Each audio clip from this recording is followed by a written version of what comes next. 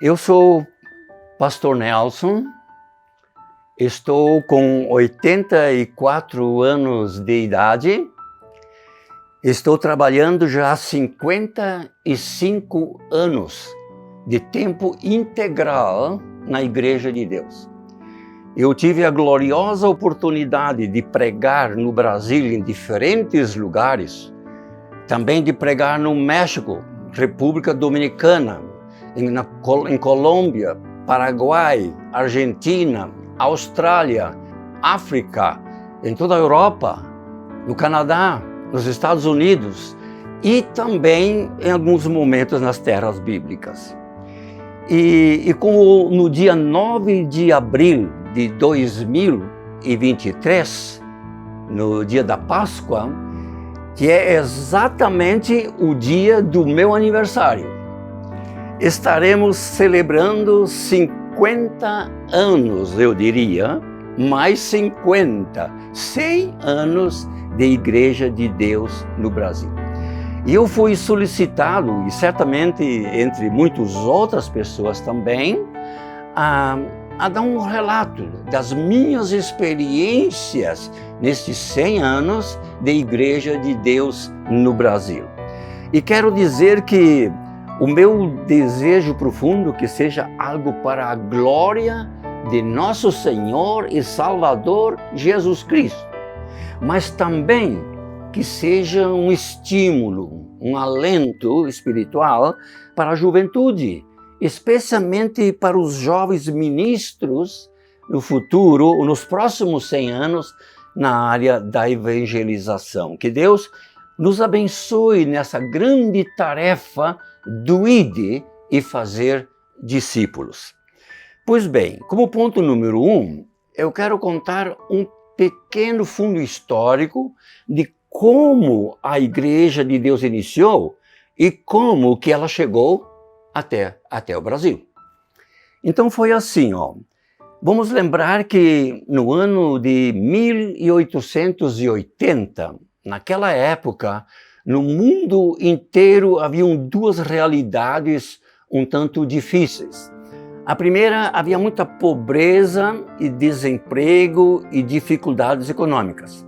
E ao mesmo tempo havia um desencontro, um desequilíbrio religioso que chamavam a época da Babilônia, quer dizer, a confusão estava aí. Apenas Estados Unidos nessa época estava se saindo bem, porque eles estavam parando com a questão econômica na agricultura e trazendo para a indústria. Então o país, toda a economia começou a crescer e crescer. Isso trouxe um enorme fluxo de gente de vários cantos do mundo para aquele país.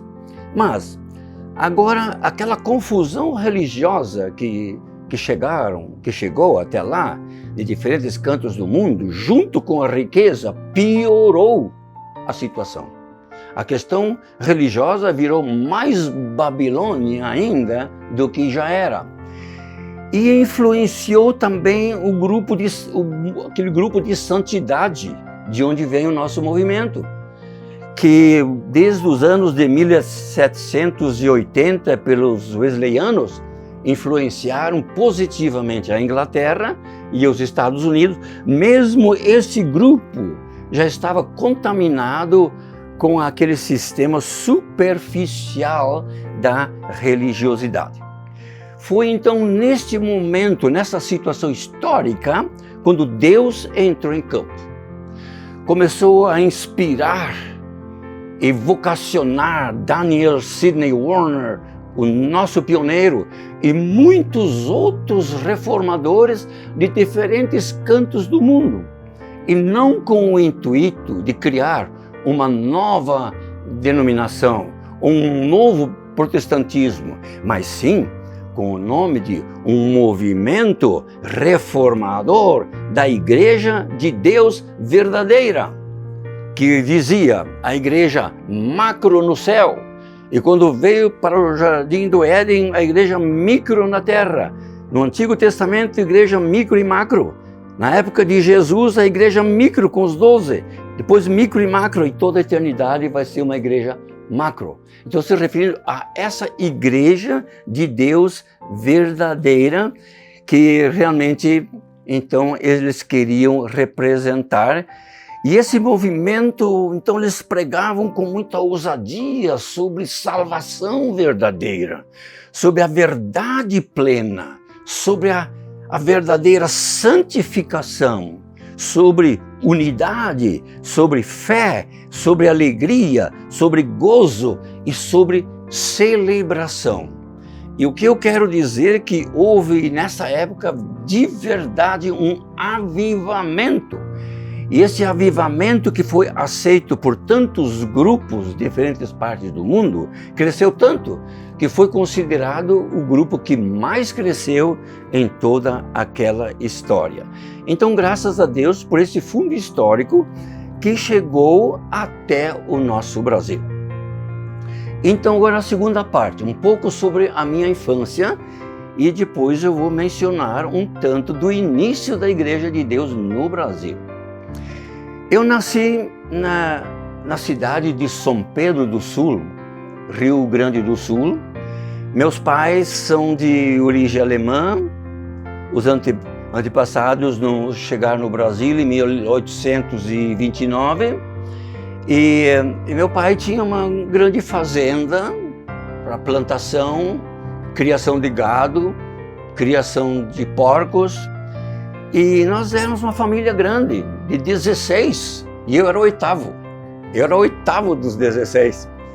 E é interessante saber que nós tínhamos duas questões na família. Uma pouco política, porque meu avô e meu irmão mais velho eram prefeitos.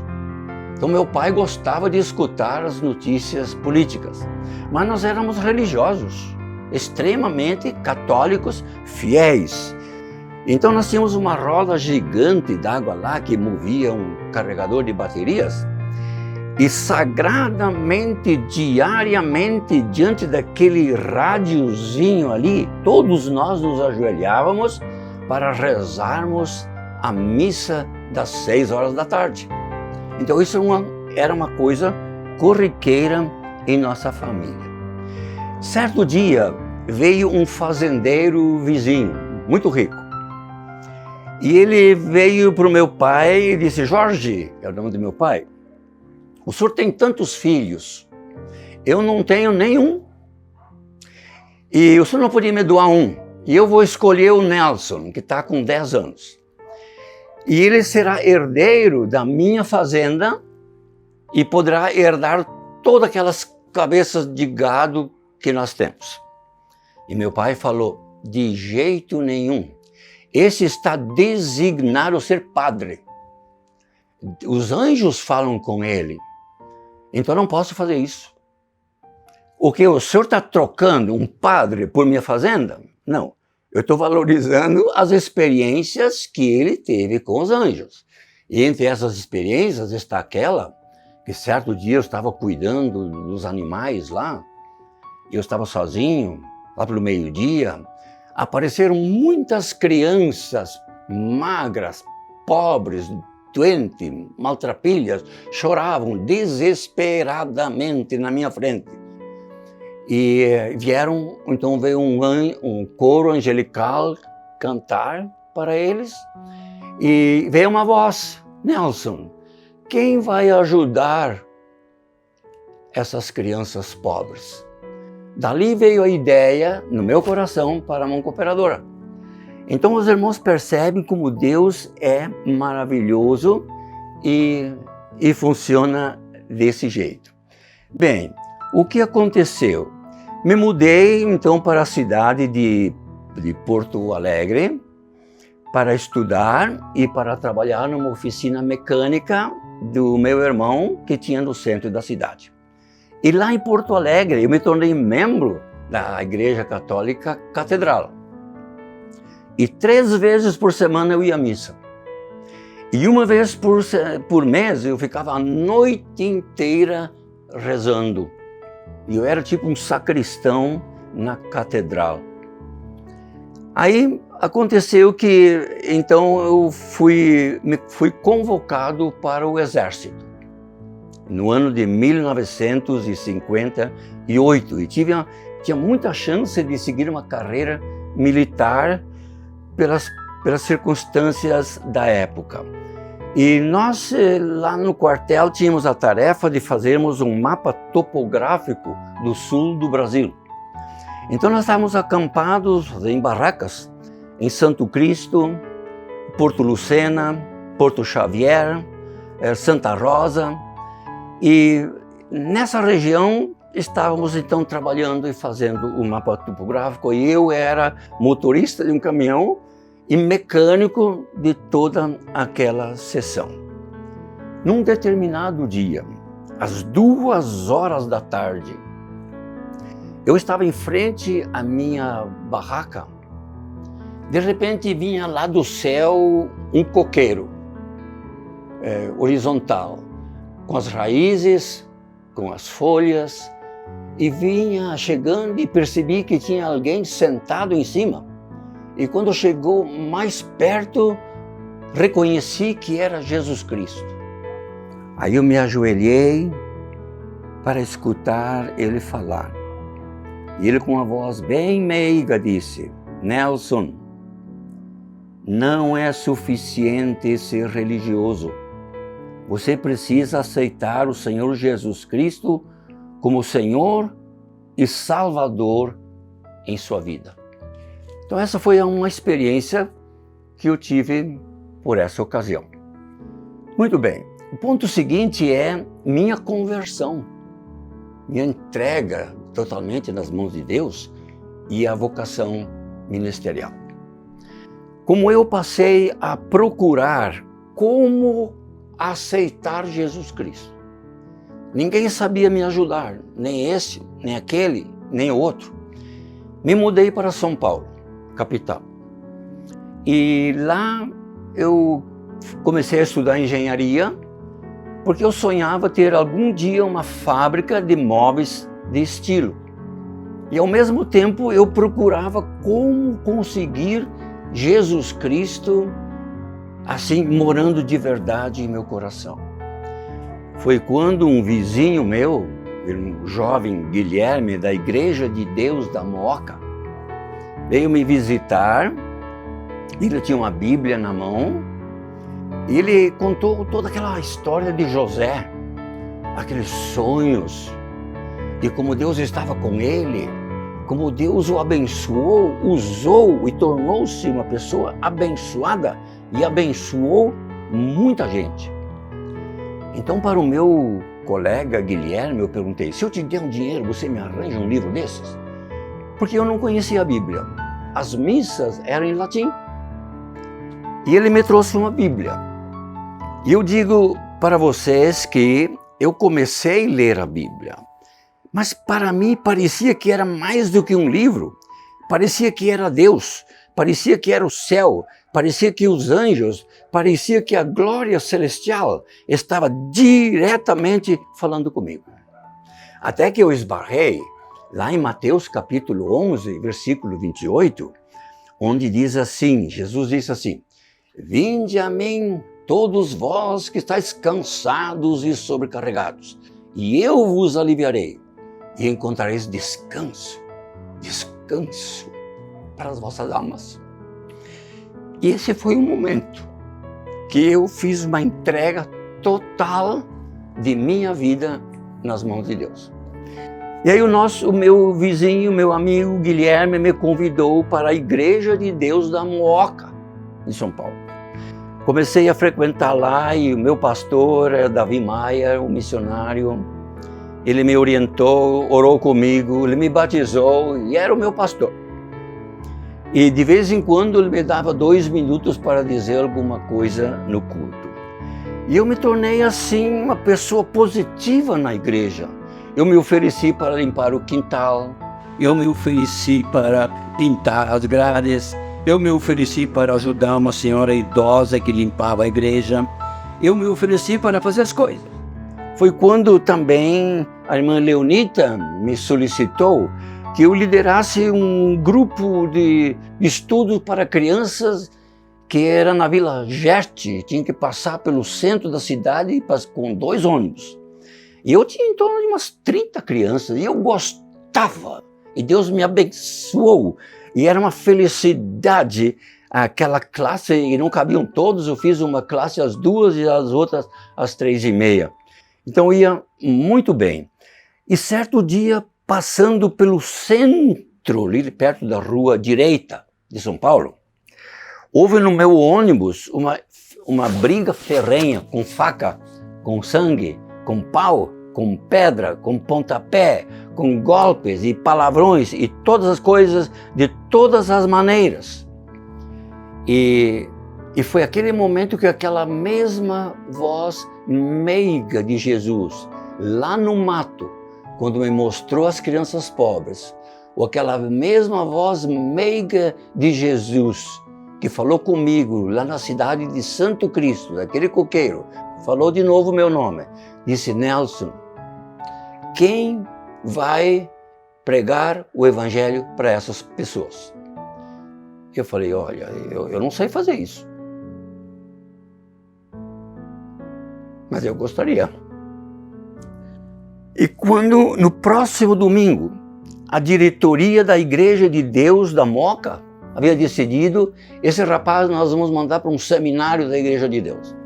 Mas como não tinha seminário da Igreja de Deus no Brasil, disseram: não, você tem que ir para Fritz, lá na Alemanha. Aí um de nossos irmãos, chamado Geister, ele era bem de vida, um irmão muito bacana. Ele levantou a mão e disse: ó, Nelson, começa a estudar alemão, eu pago a sua viagem ida e volta, toda a tua despesa, todo o teu material, tudo por minha conta. Pode começar. E então eu comecei a estudar a língua alemã, que eu já falava um pouco, era tipo um dialeto. Mas então, quando eu estava mais ou menos pronto com o meu estudar, para ir para o seminário, o meu amigo faleceu. E não tinha mais o dinheiro.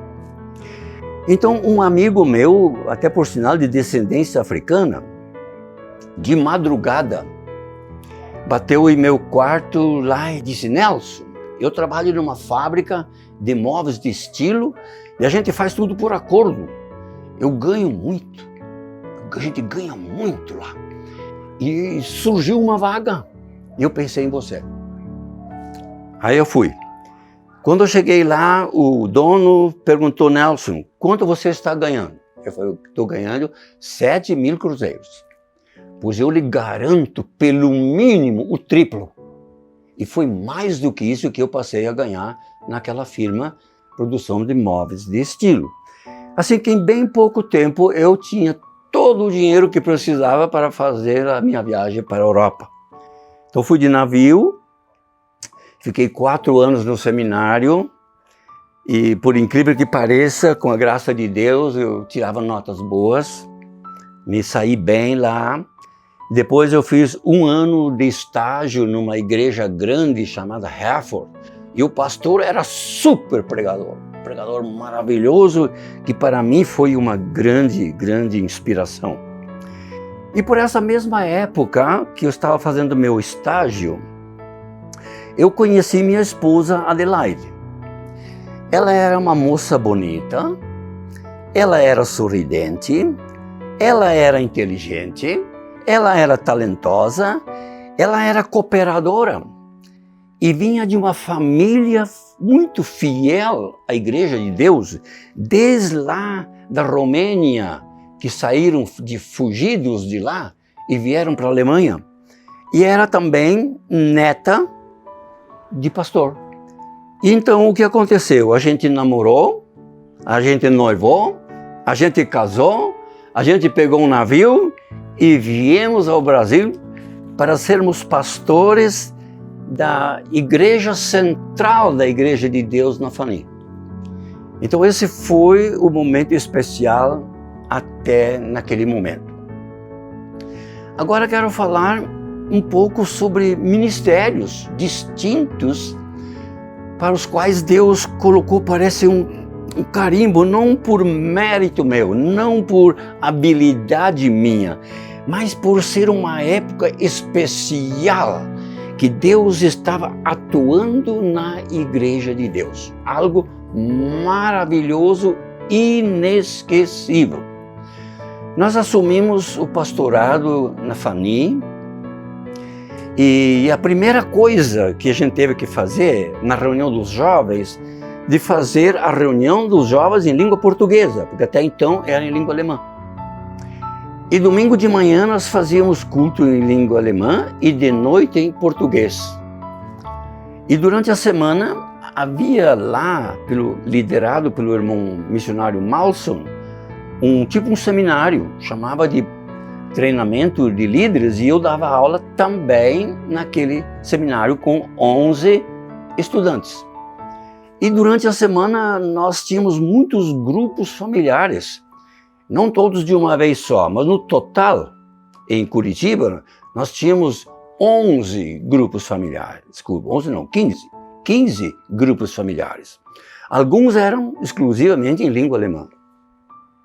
Um outro lá em Novo Mundo, um grupo que era só de descendência de africano. Era um grupo grande numa casa lá. Um outro lá naquela região de Tanguá, tínhamos um grupo familiar de índios. Tínhamos 16 índios. E todos eles tocavam algum instrumento. E era assim uma coisa maravilhosa, aquele grupo familiar só de índios. E nas férias eu dei uma semana inteira de aula de homilética para o cacique. E íamos criar uma igreja de índios, que em verdade já era tipo uma igreja. Mas ela era exatamente ao lado de uma igreja evangélica. Então o pastor lá pediu: Pastor Nelson, por favor, deixe esse trabalho conosco. Então eu deleguei a igreja, ou o grupo de índios, para ele. E que passou a funcionar de uma maneira muito boa. Então os grupos familiares iam muito bem. Aí começou um outro momento especial. Por exemplo, desde lá da época de 1964, a Convenção Nacional da Igreja de Deus saiu de lá de Rio das Antas e Nova Esperança e de outros lugares e veio para FANI. E nós tínhamos lá. E eu então liderava também as convenções. E nós estávamos construindo, então havia muito trabalho. E certo dia, a gente havia dividido as pregações da convenção e eu preparando o congresso e tudo mais. Chegaram os pastores e disse: Pastor Nelson, sabe de uma coisa? Nós temos muitos filhos e netos dos pioneiros que estão aqui, ó, em massa, que nunca se converteram. No sábado à noite nós precisamos de um avivamento e você deve pregar. Mas eu falei: mas eu estou tão cansado, eu não sei por onde começar, como fazer. Então, num sábado de tarde, eu era para pregar sábado à noite. Ali pelas 2h30, o pastor Fritz Müller estava pregando e eu sentado, dizendo: Senhor, o que vou pregar hoje à noite para ter um avivamento? Aí veio aquela voz meiga de Jesus: Nelson, observe. Aí apareceu uma mão de Deus escrevendo lá na parede, era de madeira, escrevendo toda a mensagem, palavra por palavra, a mão de Deus escrevendo a mensagem. E quando terminou a mensagem, apareceu uma imagem, toda a igreja ajoelhada, se consagrando a Deus. E quando o pastor Fritz disse amém, eu fugi pelo meio das pessoas para não saudar ninguém. E eu entrei no meu escritório, peguei um caderno, peguei uma caneta, me ajoelhei numa cadeira, anotei todo o sermão. E Deus me fez lembrar todo ele. E o resultado daquela noite foi isso: o avivamento dos filhos e dos netos dos pioneiros aconteceu naquela noite. E entre muitas pessoas preciosas estava também o pastor Edgar Henke. O pastor Edgar Henke trabalhava no oeste do Paraná e ele disse certa vez: Pastor Nelson, você tem o dom da pregação, eu tenho o dom do trabalho, me empresta alguns de seus sermões e esse também. Então eu doei sermões para ele, e mesmo esse sermão que Deus deu escrito na mão lá, E ele pregou no programa de rádio, nos lugares por onde ele passava. Então, foi assim uma época maravilhosa na Igreja de Deus. Aquele congresso, tínhamos avivamento mesmo. E então começou para mim uma ênfase de evangelização. Eu viajava muito, eu pregava nas igrejas, eu pregava em tendas que nós montávamos, em escolas, em clubes que nós alugávamos, em congressos, em festas de ações de graças, em retiros. E o que eu quero testificar aqui, de que provar e testificar que a Igreja de Deus estava podendo contar com a ação de Deus. Lá nos anos 70, 80, 90 e até acho que o ano 2000. Uma época de avivamento. Você sentia Deus atuando e mexendo com o povo de Deus. Por exemplo, eu ia em determinados lugares evangelizar, o pessoal se convertia em massa. Eu me lembro uma vez, cheguei numa igreja e eu preguei, era sempre de quarta a domingo, e eu preguei o primeiro culto e um grupo chegou para o pastor, diga para o pastorzinho lá, nos dá a chance, nós queremos nos converter, e ele não deu a chance. Então havia uma busca pelas coisas de Deus entre a descendência dos pioneiros. Por isso que eu tenho um alto apreço pela a Igreja de Deus.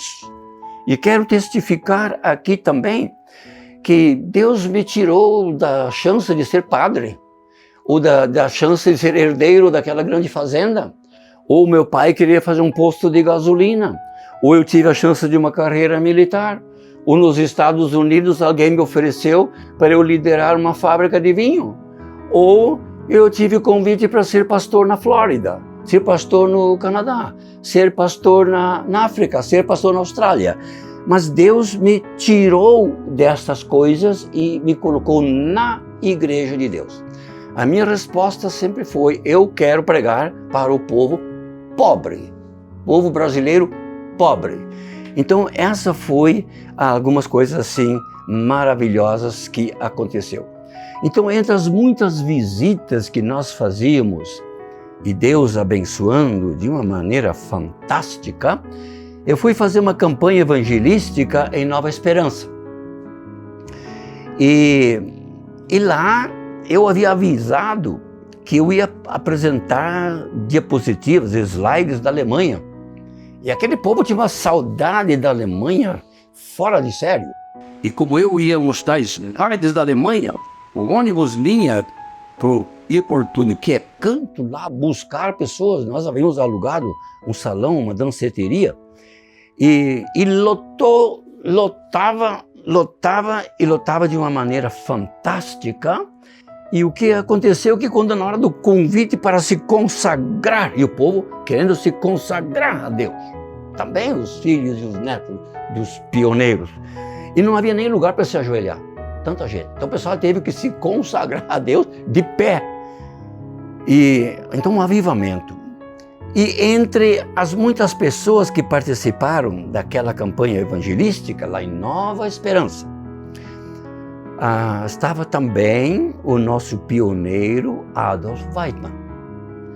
E o pioneiro Adolf Weidmann estava encantado que a Igreja de Deus estava começando aí tão bem, me convidou para tomar um café com ele às 3 horas da tarde. Ele ofereceu um café maravilhoso e gastou o resto da tarde contando as histórias. Disse que como era a vida lá em Cáucaso, de que eles tinham muitas colheitas boas, e o pessoal era de classe média. E de repente vieram 2 missionários da Alemanha, um chamado Ebel e outro chamado Döbert. Eram evangelistas. E eles vieram evangelizar no Cáucaso. E havia um avivamento na Igreja de Deus. E cresceu que tinham que começar a procurar salões maiores, uma coisa fantástica, como está acontecendo agora nessa semana. Aí ele contou também que ia tão bem, mas como era logo depois da Primeira Guerra Mundial, em 1918, e também a Revolução Russa, aquela introdução do comunismo, havia uma inquietude e a vida deles não era mais segura. Não era mais segura. E ele convocou uma reunião com os parentes e amigos, etc. Oraram e jejuaram o que devemos fazer. E estavam com 92 pessoas reunidas. E nesse momento chegaram à conclusão de que nós não podemos mais ficar aqui. Nós vamos perder a nossa propriedade, nós vamos perder até os nossos móveis, mas nós vamos ter que fugir daqui. Vai entrar o comunismo e vai ser horrível. E então, o que aconteceu?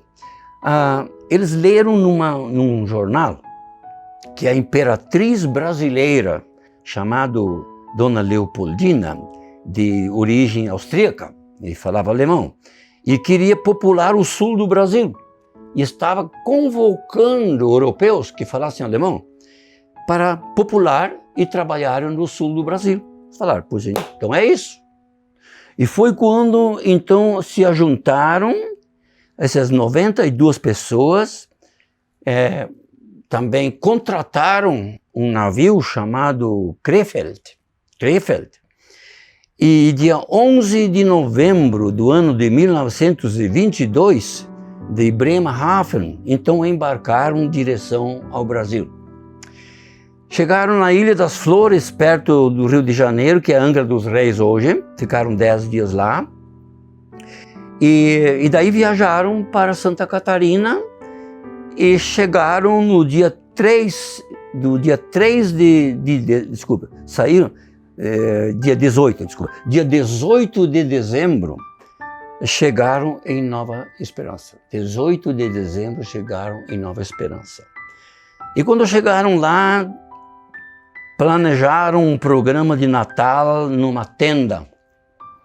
Naquela tenda todo mundo tinha dois tipos de lágrima. Uma lágrima de alegria de festejar o Natal e a outra lágrima de tristeza por estarem num lugar tão precário. Era muito difícil lá, era mato, era um lugar abandonado. Havia o perigo dos índios, havia cobras, havia leopardos, havia escorpiões, havia aranhas, havia porco do mato, havia raposas, havia muita formiga e muita pobreza e muita aranha, e ao ponto de pessoas não terem quase mais o alimento. Começaram a vender aliança, um anel, uma joia, uma roupa, uma máquina de costura, e ele contando essas histórias. Então o nosso pioneiro Adolf me contou essas histórias. E depois que ele contou as histórias todas de como foi e que começaram a Igreja de Deus e deram o nome de Nova Esperança para a Igreja de Deus no Brasil. Nova Esperança foi a ideia. E na despedida, esse pioneiro Adolf Weidmann me abraçou, chorou, me beijou e disse: Nelson, cuide bem da Igreja de Deus. É uma pérola de Deus para esse país. Cuide bem da Igreja de Deus. E 2 anos mais tarde, em 1972, coube a mim, lá no Rio Grande do Sul, fazer o funeral do nosso pioneiro. Naquele funeral, eu falei sobre o abraço, o beijo, as lágrimas, o pedido e a sua tese. A Igreja de Deus é um tesouro. E foi um momento muito abençoado. Então, assim, as nossas experiências foram desse jeito. Aí nas campanhas evangelísticas também fui a Rio das Antas. Já juntou muita gente, muita muita gente se convertendo, se consagrando. E depois, no ano de 1973, a celebração dos 50 anos da Igreja de Deus em Rio das Antas, também fizeram uma grande festa, montaram um palco alto, enorme, e vieram os políticos e religiosos daquela região, e tinha muita gente para cá e para lá. E eu lá naquela tribuna, no alto, pregando para aquele povo com um microfone alto-falante, muita gente, e eu falando de que Jesus Cristo falou comigo e disse, pessoal, Jesus disse, não é suficiente ser religioso. Precisa aceitar o Senhor Jesus Cristo como Senhor e Salvador. E queremos ser um movimento reformador, não de um clube, não de uma tradição, mas da Igreja de Deus verdadeira, aquela que vai herdar a glória celestial e que é composta de pessoas regeneradas. E houve um momento de lágrimas e avivamento naquele dia de festa do cinquentenário da Igreja de Deus em Rio das Antas.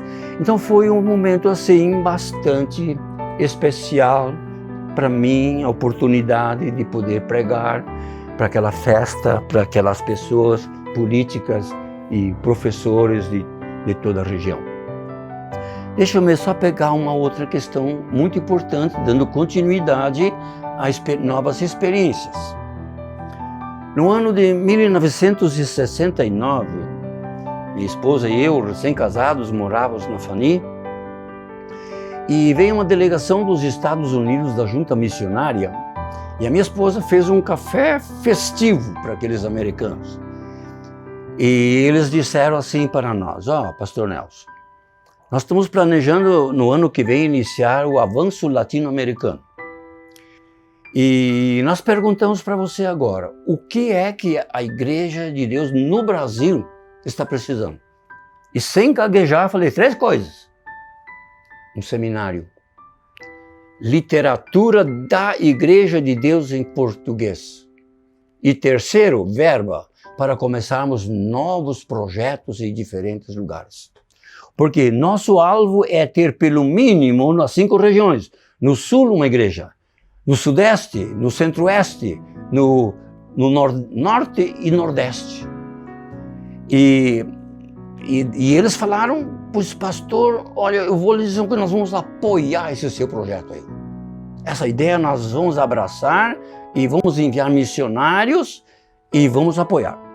Aí começaram já a fazer doações, nos deram uma doação para comprar aquele terreno da igreja de Uberaba, no Presidente Wilson, deram verba para comprar coisas lá no seminário, deram para São Paulo, deram para Itaituba, para o norte, para o nordeste e vários lugares. Tinha então o apoio da Igreja de Deus dos Estados Unidos e ao mesmo tempo da Igreja de Deus da Europa. Então foi uma época fantástica. E nesse momento assim do auge do bem-estar da Igreja de Deus, também iniciamos o seminário, dia 5 de março de 1972, no dia do aniversário da missionária Dina Caldwell. E então foi o casal Dina e Maurício Caldwell, Cília Edgar Henke, Adelaide e eu. E começamos a trabalhar no seminário. E nessa época havia um programa de rádio chamado Hora da Irmandade Cristã, em Marechal Cândido Rondão, que o missionário Maia havia começado, o pastor Edgar Henke havia feito, o Carlos Plötz, e eu fui orador também por um ano inteiro do programa de rádio, e depois eu deleguei para o pastor Mário Hort, que fez muito bem, e nós tínhamos um estúdio para gravar programas e mandar para lá. Então, assim, foram momentos fantásticos também nessa ocasião. E nós elaboramos um curso chamado Avanço por Cristo, por correspondência. E houve épocas que tínhamos quase 200 pessoas fazendo esse curso. Depois tinha um outro curso chamado Tesouros da Fé, uma coisa assim mais doutrinária. Então, ia muito bem, e também foi no ano de 1976, o meu amigo Hans-Jürgen Pechmann, colega de quarto do seminário na Europa, ele veio nos visitar, foi quando nós iniciamos a mão cooperadora na garagem do seminário lá do Instituto Teológico Boa Terra.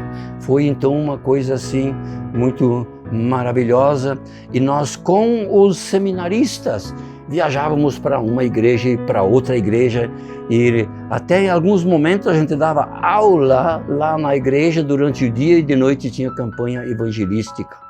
E essa campanha evangelística estava sendo abençoada, e os alunos tendo as suas experiências fantásticas.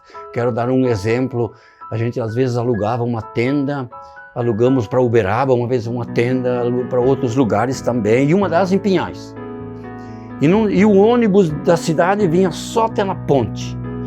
E nós fizemos a primeira campanha num sábado, e lotou, e gente se converteram lá ali de todos os jeitos. Nós tínhamos uma banda, tinha um coro, tinha um testemunho, tinha um filme, tinha pregação na hora.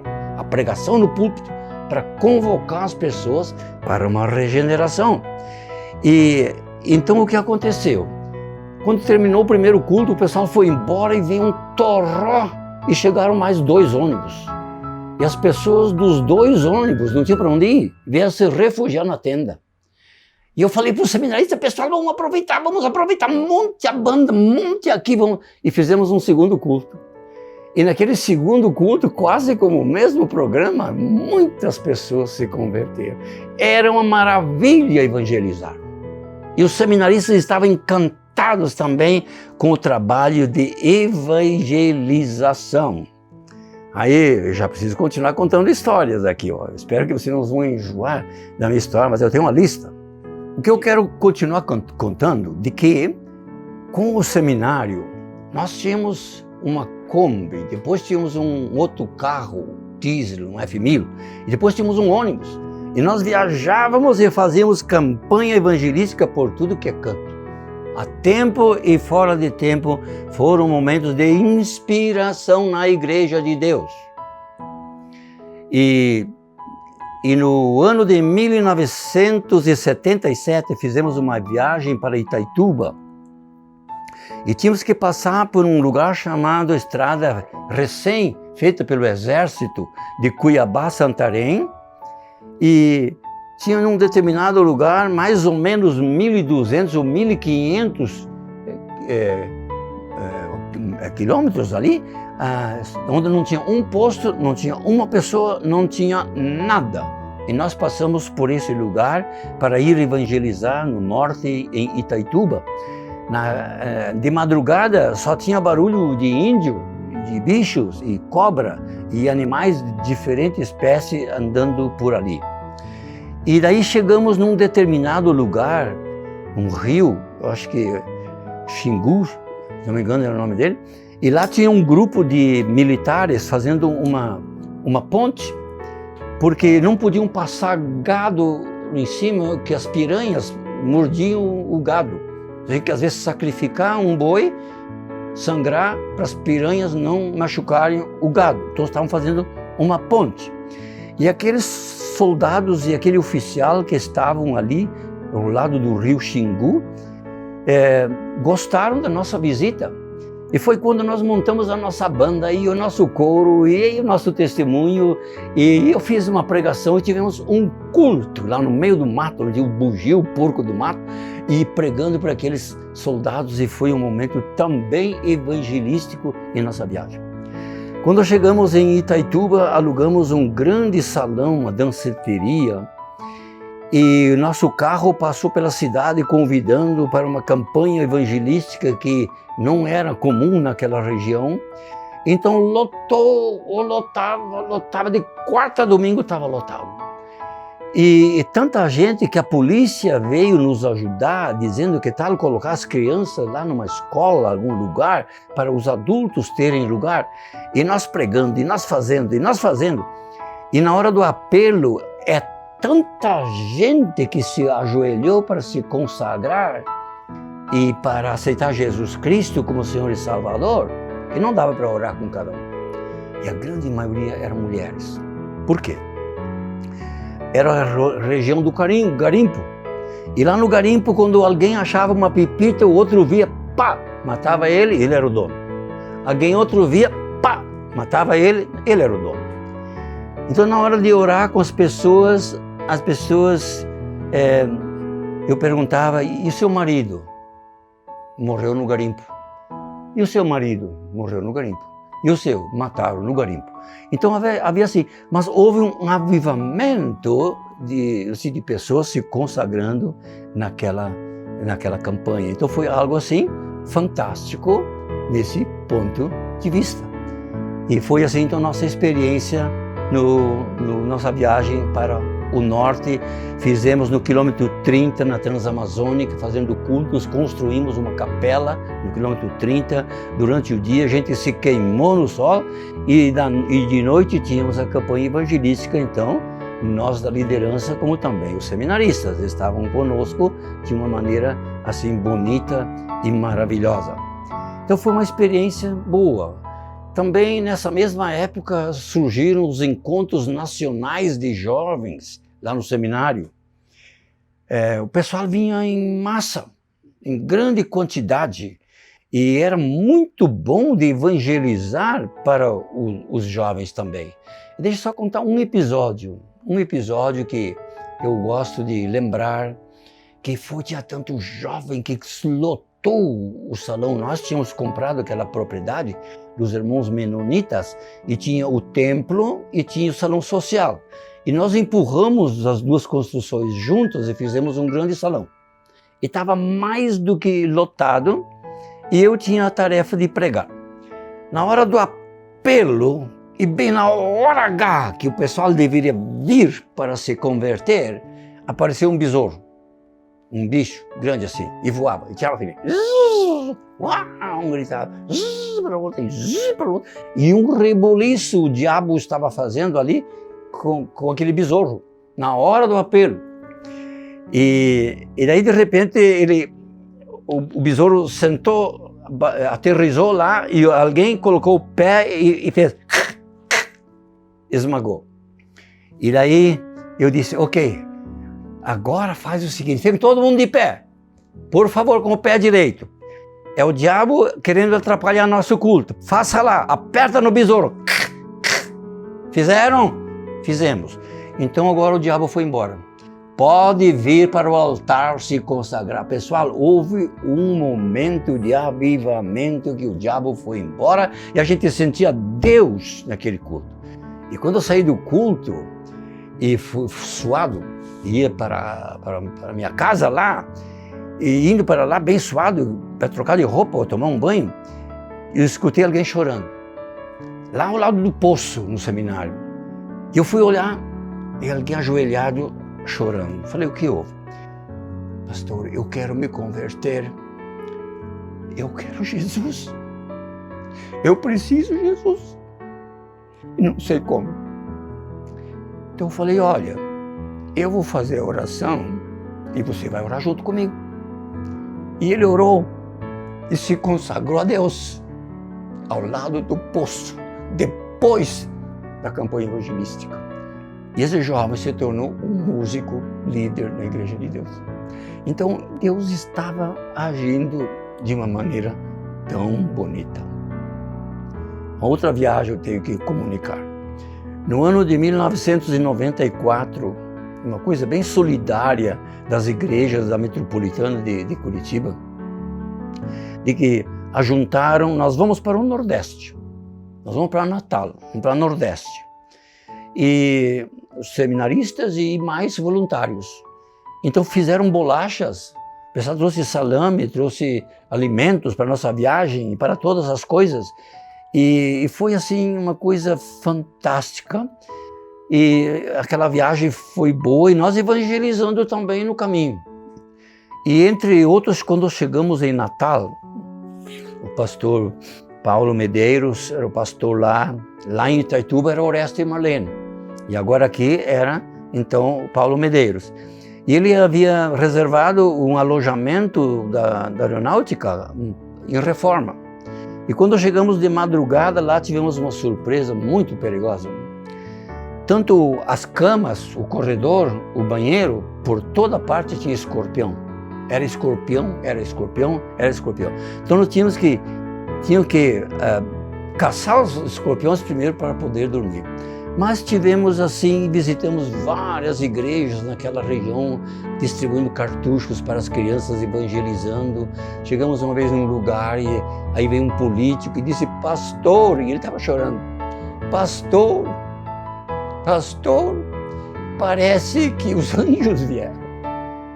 Os anjos vieram trazer um presente de Natal para nossas crianças pobres. Foi assim um momento de festa. Então era a época de Deus atuando de todas as maneiras. É algo muito maravilhoso. Agora deixa eu contar uma outra história aqui um pouco para frente. No ano de 1986, eu fui convidado para ser evangelista por 6 meses na Europa. E a campanha começava quase sempre terça-feira, ou quarta a domingo. E nós evangelizando aqui, evangelizando ali. Tivemos várias experiências fantásticas. E depois também fomos dali mais 6 meses para os Estados Unidos, também na Universidade Warner, para fazer o mestrado e depois, por fim, ainda o doutorado e aquela experiência. Mas o que eu queria dizer, que certo dia, quando eu estava na Europa, eu estava sentado numa árvore, num Kirschenbaum, e sentado, e repentinamente havia um redemoinho de fogo assim, e eu percebi, é Deus. E eu me abaixei, é Deus. E aquele redemoinho de fogo me pegou e me passou por todo o transatlântico e me desceu num lugar que eu não conhecia. Aí veio o anjo, disse, Nelson, me dá sua mão.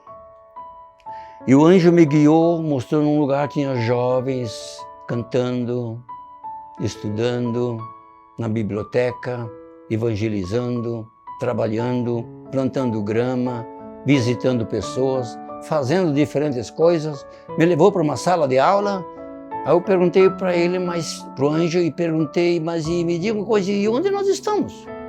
E ele pegou um giz e escreveu bem grande, M, P, ponto. P, ponto. O que quer dizer? Município de Piraquara. No outro dia, dei uma carta da Assembleia Geral pedindo minha esposa e eu ajudarmos como professor no seminário. Eu nunca senti que sou professor, que era professor e que queria ser professor. Mas eu não tinha para onde fugir. Como Deus deu essa revelação e veio o convite, nós acabamos indo lá. Então, coisas assim aconteceram assim em nossa história, em nossa trajetória. Também depois disso eu fui membro da Convenção Interamericana da Igreja de Deus na América Latina. E a gente viajava por tudo que é canto. E entre outros fomos em Santo Domingo, República Dominicana. E lá, de repente, os pastores, toda a delegação decidiu, sabe de uma coisa? Nós não temos igreja na República Dominicana. Nós vamos alugar uma tenda e vamos montar no parque da cidade, centro da cidade. Montaram uma tenda e disseram, o orador é o pastor Nelson. Falei, eu? Orador em espanhol? Nós vamos orar e Deus vai dar o dom de línguas para você. Deus vai dar o dom de línguas verdadeiro para você. Você vai evangelizar. E não é que muita gente se converteu cada noite? E um pouco mais tarde, fiquei sabendo que a Igreja de Deus de Santo Domingo, na República Dominicana, estava bastante forte. Então, de uma coisa super fraca, Deus fez algo forte. Assim é Deus, de uma maneira fantástica. Deixa eu dar um outro exemplo. Eu era também membro do planejamento das convenções mundiais e do Fórum Mundial, por 11 anos. E aí, certa ocasião, nós estávamos na Austrália e domingo de manhã me escalaram para pregar em Sydney, no culto das 10. E de tarde nós fomos passear. E a gente voltou assim 10 minutos antes do culto. Aí veio o pastor e disse, pastor Nelson, nós decidimos que hoje à noite você tem que pregar de novo. Falei, mas olha, quando a gente prega num outro idioma, que não é o idioma da gente, que pregava em inglês, e eles ainda têm um pouco de dialeto lá, né? A gente precisa de tempo para se preparar. Não, nós vamos orar pelo dom de línguas para você. E eu fui lá, peguei um manuscrito em português para pregar uma campanha, fazer uma pregação evangelística, 5 minutos antes do culto, me trocando de roupa. Eu falei, com um requisito, eu aceito. Se vocês me deixam pregar evangelisticamente. Porque lá eles tinham um costume que não faz mais evangelização. Você vai no gabinete pastoral e fala lá. É humilhante pedir alguém vir na frente. Falei, pois eu estou fazendo um requisito. Se o pastor aceita, eu vou evangelizar e vou chamar. Se converter. Ok. E não é que Deus me deu a capacidade de pregar uma mensagem evangelística do manuscrito português. E muita gente se converteu. E desde então voltou a evangelização ali, naquela igreja. Então vê como Deus pode fazer alguma coisa maravilhosa demais. Maravilhosa demais. Então eu estou contando experiência. Eu volto a dizer, tudo para a glória de Deus e para um estímulo para os próximos pregadores. Vou contar um outro episódio, também dificuldades. Nós tínhamos começado a Igreja de Deus lá no centro de Curitiba. E compramos um imóvel lá que não tínhamos dinheiro nenhum, mas nós tínhamos um grupo familiar no AU. E começamos e fomos e tinha uma loja à venda e compramos com oferta de várias pessoas e conseguimos alvará. E não é que dentro de um ano nós tínhamos umas 90 pessoas mais ou menos no culto. E quando eu fui renovar o alvará, negaram. Meu Deus, isso para mim foi uma coisa horrível, horrível. E eu fui lá na igreja do centro de tarde, fechei as portas, fechei a cortina, desliguei a luz, me deitei no chão, de cabeça para baixo, assim de rosto para baixo, e chorei, falei, Senhor, não dá, Senhor, nós compramos aqui, temos que pagar o outro salão que compramos também, e não dá, e agora negaram, e não dá, nós temos já mais que 100 pessoas no total, se vêm todos.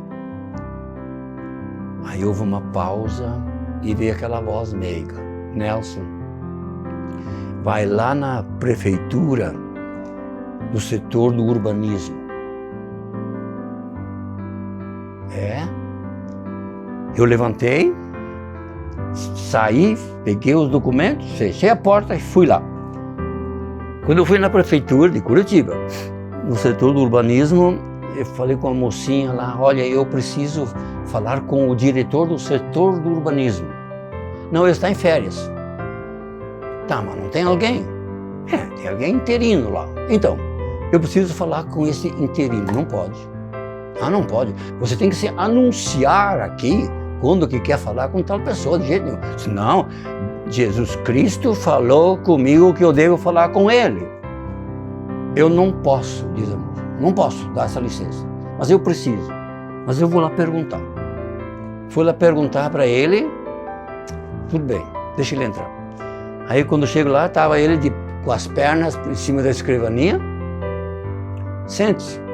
Eu falei, eu sou pastor, e falei, estamos num lugar novo que compramos, uma igreja que está indo bem, e temos já em torno de umas 90 a 100 pessoas, e negaram o alvará. E nós tínhamos alvará e negaram o alvará. Deixa eu ver. Falou, olha, em verdade essas mocinhas às vezes não entendem bem. Vocês em verdade têm saída para 2 ruas. Tem para essa rua e tem para outra. Pegou o carimbo, pá! Que Deus nos abençoe e nos liberou o alvará. Veja, Nelson, levante do choro. Vá no setor do urbanismo. Deus é demais, irmãos. Deus é demais, Deus é demais. Então eu estou testificando de coisas que Deus deu. Eu estava fazendo uma campanha evangelística em Capão Alto e logo em seguida em Santa Maria. e tinha muitos parentes lá, muita gente se converteu dos parentes, que surgiu uma igreja. E também num outro lugar que fui visitar meus parentes, surgiu uma segunda igreja. Mas ao mesmo tempo fui escalado a ser o orador da Convenção Nacional da Igreja de Deus na Argentina. Mas como eu tinha feito a campanha em Capão Alto e em Santa Maria e estava mais do que cansado, eu decidi passar um telegrama para na Argentina: eu não vou na convenção. Mas eu era orador e estava na fila de ônibus para comprar, mandei um telegrama para lá, na fila do ônibus comprar passagem de volta para Curitiba, fugindo. E quando eu estava na fila do ônibus, veio a voz meiga de Jesus: Nelson, tenha vergonha, saia dessa fila, vai para o porto, pegue a última balsa e vá para o congresso. Bem assim, de cara. Aí atravessei a última balsa, os argentinos desligaram, perguntei: tem ônibus para Leandro en Alem? Não, amanhã. E desligaram todas as luzes. Eu na beira do rio, não tinha para onde ir. Parece que era o peixe lá do Jonas, da história da Bíblia. De repente apareceu um homem assim, colono, um pouco maltrapilho. Não, eu tenho um caminhão velho aqui, estou indo, eu moro numa vila, tal. Quer uma carona? Mas eu vou lá na vila? Tudo bem, vou pegar carona. Não posso ficar aqui, ó, na beira do rio, no escuro. Fui. Quando cheguei lá, tem um hotel aqui que eu podia ficar. Não, não há. E nesse momento apareceu uma outra pessoa, que eu acho que Deus providenciou. Disse: ó, eu escutei você falar aí, ó, eu moro em Leandro en Alem e conheço a Igreja de Deus, eu posso te dar uma carona, quer? Aceito. Fui. E quando eu cheguei lá, pela meia-noite, mais ou menos, estavam os pastores reunidos planejando a convenção e celebraram quando eu cheguei e me escalaram para pregar de manhã e pregar de noite. Eu era o orador da convenção e havia muita gente. Aí, no sábado à noite, depois da campanha, veio o pastor e perguntou: pastor, sobre o que você vai pregar amanhã? Eu falei: olha, eu preparei um sermão fantástico de nós sermos assim, aquele sal da terra que tempera as coisas de Deus e que traz o apetite para as coisas santas. Não, por favor não, por favor não, por favor não. Nós temos um racha na Igreja de Deus na Argentina e tudo a briga sobre o Espírito Santo. Você tem que pregar sobre o Espírito Santo.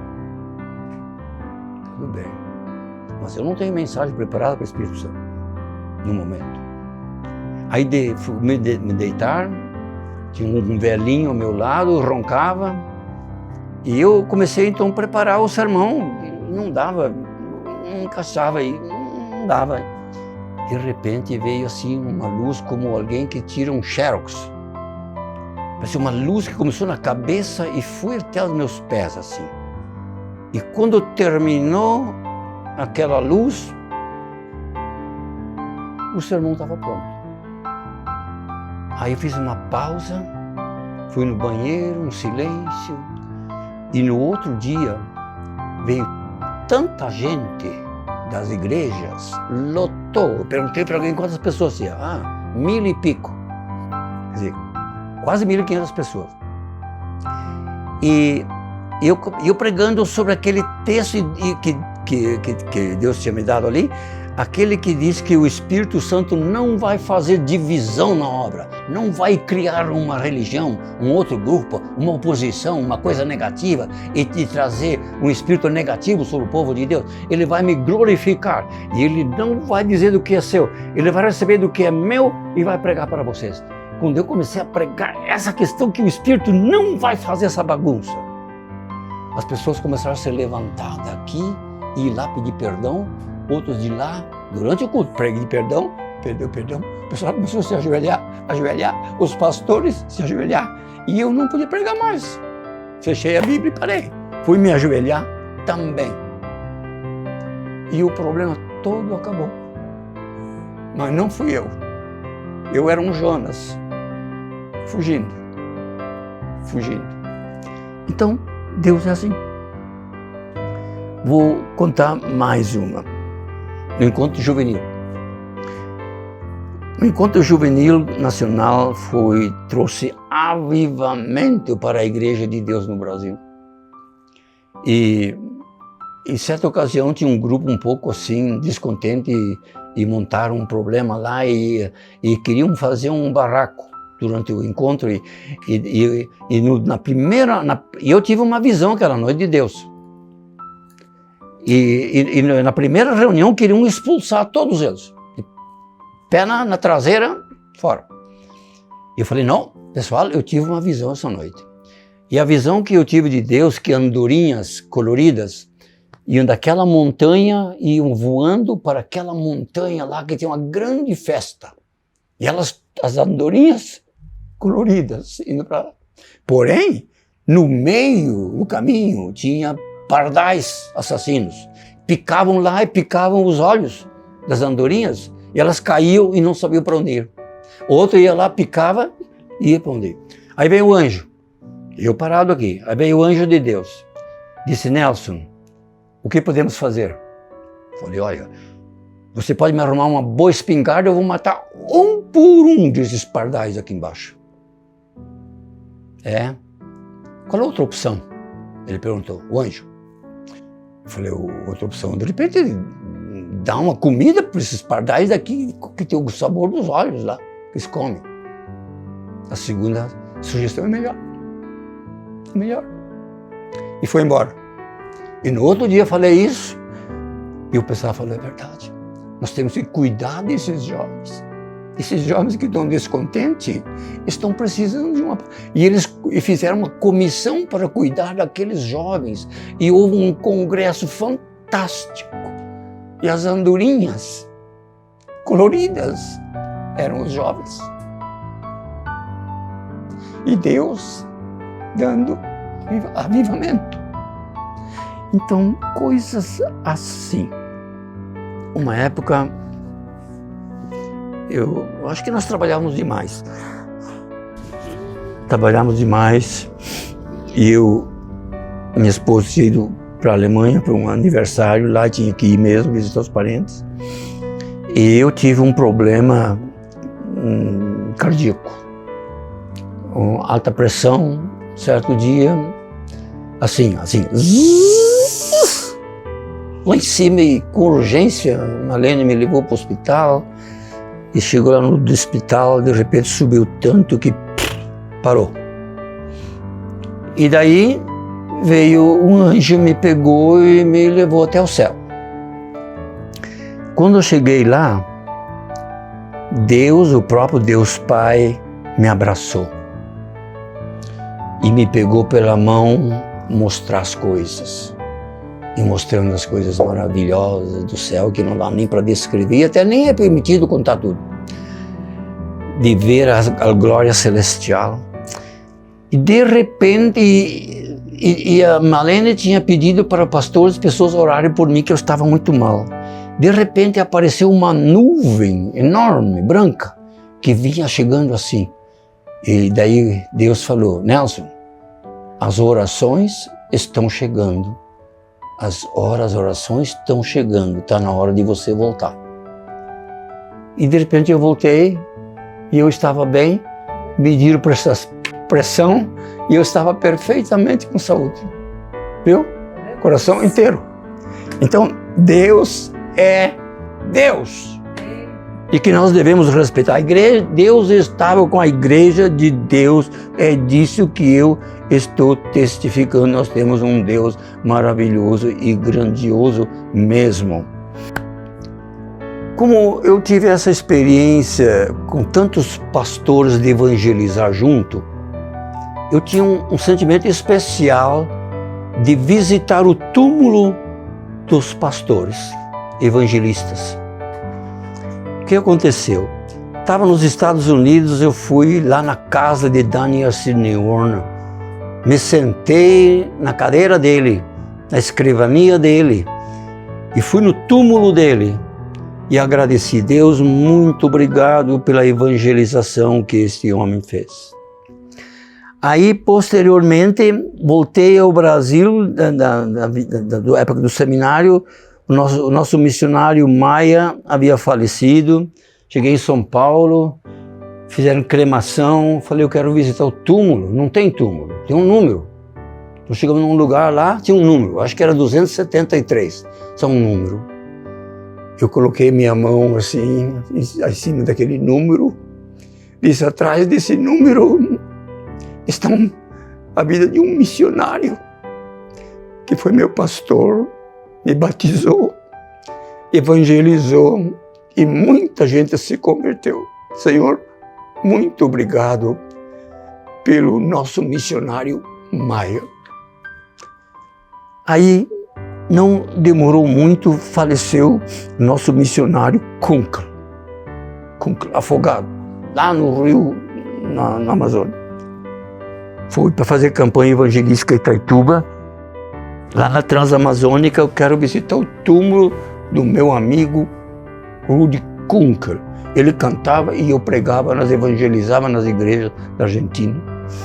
Aí, lá naquele, só os bugios lá, macaco e pó na Transamazônica.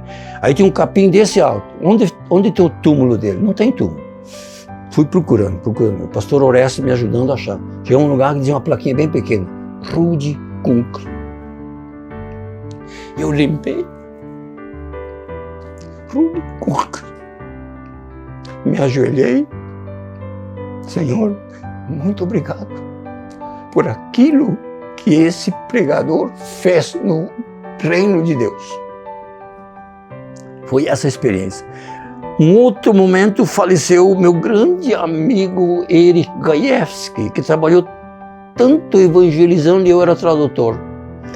E ele fez tanto pela mão cooperadora. E faleceu, e eu fui em Hamburgo, na Alemanha, evangelizar. Eu disse para o pastor, eu quero ir no túmulo do pastor Gajewski. Mas tinha acontecido uma semana atrás, não tinha túmulo. Tinha só um monte de terra e uma plaquinha, Erich Gajewski. Eu me ajoelhei naquela terra. Disse, Senhor, quanta gente foi ganha através desse homem. Muito obrigado, muito obrigado. Dessa forma. Numa outra vez, eu convidado a ser orador de uma grande convenção no norte, em Itaituba. E o pastor Edgar Henke, o meu grande amigo com o qual a gente trabalhou junto de ombro a ombro, tinha falecido uma semana antes. Falei, pessoal, eu quero ir no cemitério visitar o túmulo. Meu amigo, chegamos lá, muita gente foi comigo. Eu me ajoelhei, agradeci a Deus por aquilo que Deus fez através de Edgar Henke. E muito fez pela mão cooperadora. Outra vez eu estava em casa e a minha esposa mostrou o celular, faleceu o pastor Mário Horn. Ele era uma pessoa assim de temperamento, assim como Pedro, impulsivo, mas ele foi um homem bom, que evangelizou muita gente, muitas campanhas evangelísticas maravilhosas fizemos juntos. Eu digo para vocês, eu não pude ir no túmulo dele, mas eu chorei por um longo tempo, porque ele era evangelista e havia conduzido muita gente pelo Ecos da Liberdade, pelo programa de rádio que ele fez. Éramos amigos nesse sentido. Não demorou muito, faleceu de repente o Billy Graham. Billy Graham, estive na Holanda uma semana inteira, de domingo a domingo. Ele foi meu professor numa sala. Eu gostava demais de Billy Graham, o maior evangelista daquele século XX.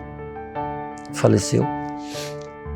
E eu acompanhei pela TV toda a cerimônia do seu funeral. E houve um momento que mostraram uma marcenaria fazendo o caixão dele. Aquilo comoveu tanto. Eu disse, Senhor Deus, como eu gostaria de ir naquela oficina ajudar a lixar o caixão dele. Ajudar a fazer, porque foram milhares de pessoas ganhas. Deus trabalhando através daquele homem, ele era evangelista. Então, aquela ideia da evangelização, Deus grudou no meu coração e eu chorava dessa maneira. Desde da época do irmão Mayer e do pastor Edgar Henke, e depois em especial do pastor Mário Hort, muitas vezes eu fui orador de convenções em Marechal Cândido Rondon. E na região também, como Mercedes e outras igrejas da região, incluindo Foz. E então eu evangelizava nas convenções.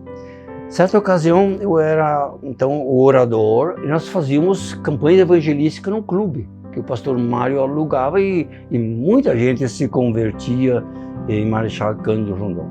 Mas uma vez eu era assim o orador de uma convenção lá. Então eu preguei em vários cultos e domingo de manhã às 10 horas eu preguei e ao meio-dia tinha um almoço tão bom e chamava que era boi na rolete. E era uma carne assim boa, gostosa, mas como eu estava assim, um pouco tenso ainda da minha pregação, comi de repente um pouco demais. E de tarde veio tanta gente, inclusive o prefeito e políticos e pastores de outros grupos, e lotou de gente que não cabia mais na igreja lá. E então fizeram num lugar lá, mas quando estava na hora de começar o culto, lá pelas 2h30, 3 horas da tarde, eles estavam cantando aleluia, glória a Deus, e eu lá no banheiro vomitando. Boi na roleta, boi na roleta, boi na roleta. E eles já cantando, eu esperando. Como que eu vou fazer? E eles cantando mais. E eu e não sabia o que inventar, e eu tinha que pregar. Aí de repente eu saí do banheiro assim, vou vomitar no caminho. Fui lá, até os pastores lá na frente, e disse, olha pastores, desculpe, eu não vou pregar não, não dá para pregar. Não, de jeito nenhum. Nós vamos orar, olhe para mim. Nós vamos orar e você vai pregar. Aí, quando eu fui para o púlpito, eu disse, pessoal, neste momento festivo, nós vamos ter, em nome de Jesus Cristo, uma tarde super abençoada. E quando eu abri a minha boca para dizer essa frase, acabou todo o mal-estar. E eu estava totalmente inteiro para pregar e muita gente se converteu. Então foi uma experiência de Marechal Cândido várias vezes, um povo querido da região lá, muito bom, e por fim é um pessoal que apoiou o seminário e apoiava os congressos, traziam comida e vinham com música e vinham com dinheiro e vinham com carinho, vinham com sorriso. Foram anos maravilhosos. Em relação ao legado, que legado eu poderia deixar? Primeiro, que tudo isso que eu contei, que eu gostaria que fosse para a honra e glória da pessoa de Jesus Cristo, nosso Senhor e Salvador. Não é suficiente ser religioso. Você precisa aceitar Jesus como Senhor e Salvador em sua vida. Então, o que eu estou dizendo? Ponto número 1, o legado, eu queria dizer o seguinte, um encontro pessoal com Jesus Cristo, que a pessoa deve ter. Se eu não tenho isso, eu não tenho aquele ponto marcante para o lance, para ir, para começar. Então isso é uma coisa.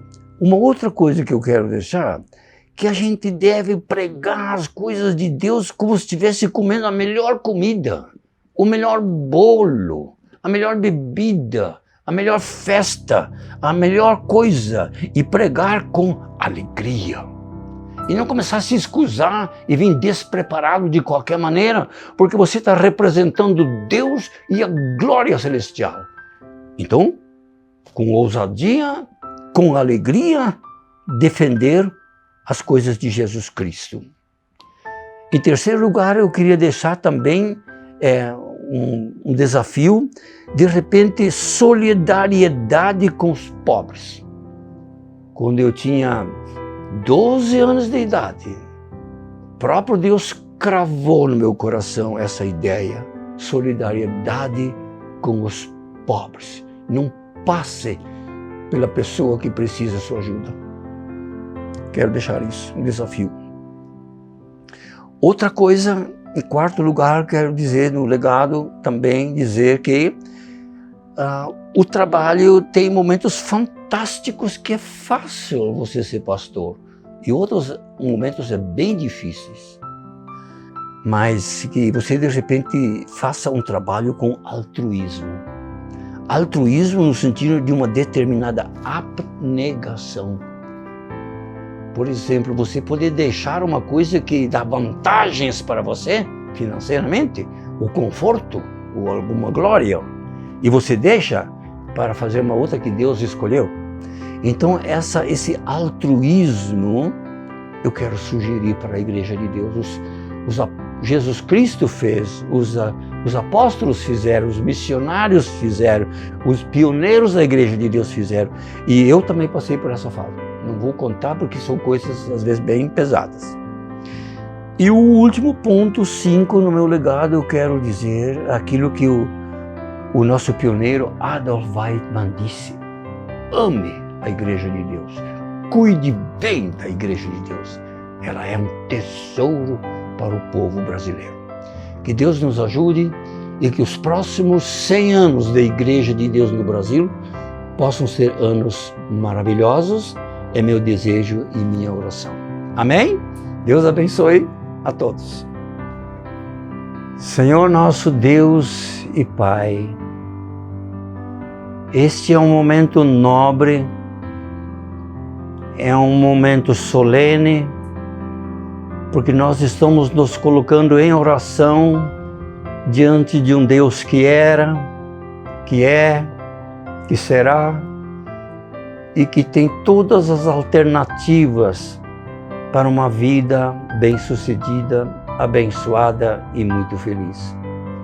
Nós queremos neste momento agradecer das profundezas de nosso ser por aqueles homens e mulheres e famílias e pessoas no passado que trabalharam, não mediram esforços, se consagraram, foram altruístas mesmo naquilo que faziam, representaram Deus com muita dignidade. Senhor, nós queremos neste momento agradecer pelo movimento reformador da Igreja de Deus, que começou nos Estados Unidos, num momento que havia uma Babilônia religiosa. E eles decidiram reformar, aperfeiçoar, colocar nos trilhos certos a Igreja de Deus verdadeira, que às vezes é micro, às vezes é macro, mas será muito macro na eternidade. Muito obrigado que nós podemos nos aproximar diante de Ti e agradecer por aqueles pioneiros. Queremos agradecer também pelos pioneiros que vieram ao Brasil, trouxeram essa mensagem, esse desafio da reforma da Igreja de Deus verdadeira.